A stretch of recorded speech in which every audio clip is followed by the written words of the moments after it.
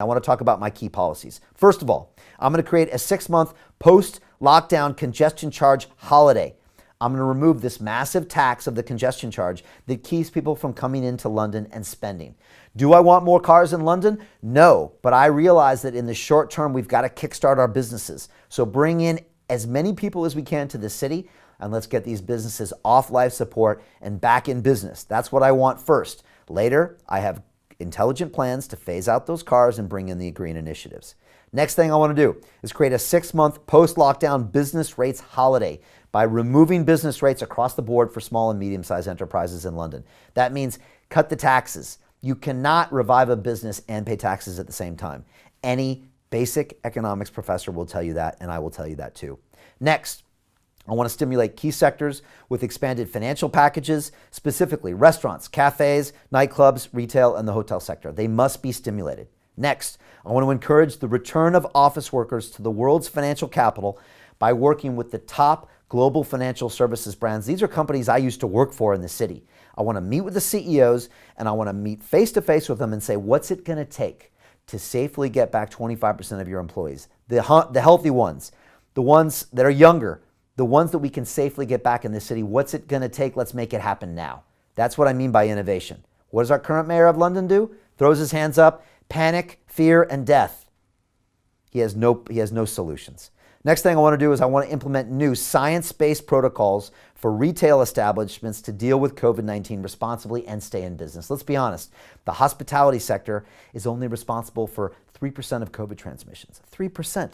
Why? Because they know how to keep things clean and safe. It's their business. They deal with food for a living. They have followed all the protocols. Let's get them back to business. Very, very important. Next, I want to safely open up our theaters, our museums, our concert arenas, and our stadiums. That's how we get people back in London and back to work. We can do it safely. I know we can, but we just need leadership. Next, I want to promote outdoor seating and the use of street parking spaces for all retail and hospitality businesses in London, free of charge.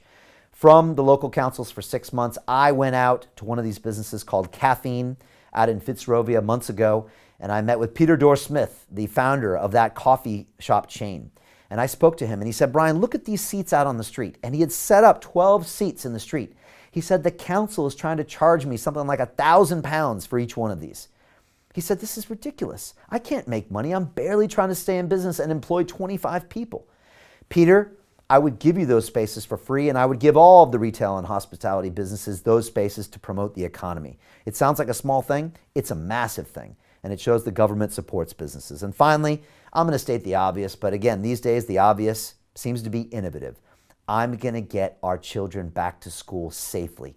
This is going to promote all of the businesses around the schools. This is going to allow parents to get back to work. This is going to allow teachers to get back to work. It's ridiculous and unacceptable what we are doing right now by not having our children in schools. We all know it. Let's get our children back to school. And so those are my plans. I want to prioritize commerce and trade. I want to reinvigorate this city and make it a world-class place to live and to visit and to work. We know that when you strengthen the economy, all things are strengthened, including revenues that pay for the TFL, including mental health because people have something to do, including people's savings, they go up. Everything strengthens when you strengthen the economy. And I want to work with experts from the scientific and the business communities, and I am confident that we can accomplish this mission to get London back to work. But it doesn't stop there. I have 11 other detailed policies that you can watch with videos, right? All on my website, brianformayor.london. No other candidate for mayor has even outlined their policies. Why? Well, there's only one that matters, and he already assumes he has your vote. Why should he bother working? He's making plans for 2024. I have detailed policies, and I'm working with key members of this community, high-level members, on how we can implement those policies. And I'll be honest with you, I've been shocked by the number of high-level people that contact me and say, Brian, I want to help. I want to help. These are leaders in the industry that say, I just want to help because I've never heard a politician that wants to implement the best idea and wants to do the best for London. And I can see in you, Brian, that you care about the people and you want to help. And so I am so optimistic for the future. I have 11 other policies on my website, which include putting science first. Let's use the data I talked about today to make our policy decisions, and putting our health first. One of the reasons that we brought on Nick Wigcomb as our health and well-being advisor, special advisor, is to promote health and well-being from the ground up. Don't wait until someone is dying from a comorbidity and needs to go to the NHS. Why not allow them to work on their physical health by opening a gym? Why not promote their mental health early on? We need to invest in our health proactively, and this is one of my many, many policies. And so that's all detailed on my website. I just want to say in closing this. First of all, thank you so much for being here. Please share this video if it resonated with you, because I can't do this alone.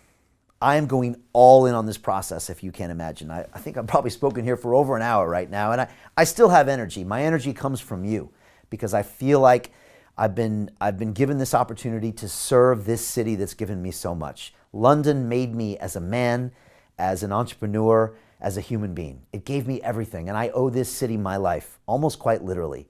And I'm willing to do whatever it takes to give back to this city, to the 9 million people here that live here and work here, and to make it a world-class city once again. I want to lead the world, and I'm confident that we can by the end of the year if I'm elected mayor on May 6th. But this is going to be a difficult battle. The incumbent, he's dug in. He's dug in like a tick, and we're going to literally have to do everything in our power to get him out, which means I'm going to need you to volunteer. I'm going to need you to register to vote. I'm going to need you to talk to your friends and family about this guy, Brian Rose, right? Who wears these suits and has this show called London Real, who's got an accent from America. No, no, no. This guy actually has the solutions. You need to talk to them about that and say, look at the current mayor. Do you like him? No, we hate him. This guy has great ideas. Just listen to him for 5 minutes. And I guarantee they're going to be on board for this new direction. We can only get there together, and we're going to have to fight for this. And if we don't, we've got 3 more years of this nonsense, 3 more years of lockdown, 3 more years of mental health crisis, 3 more years of unemployment, 3 more years of evictions and losses in our savings.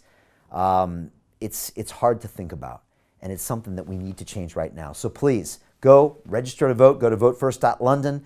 Make sure that on May 6th, you vote for your next mayor of London. Make sure that you're a part of this, that you share this, and you join me. And let's make London a world-class city once again. I'm so excited. I feel like when I move into City Hall on May 7th, we're all coming together.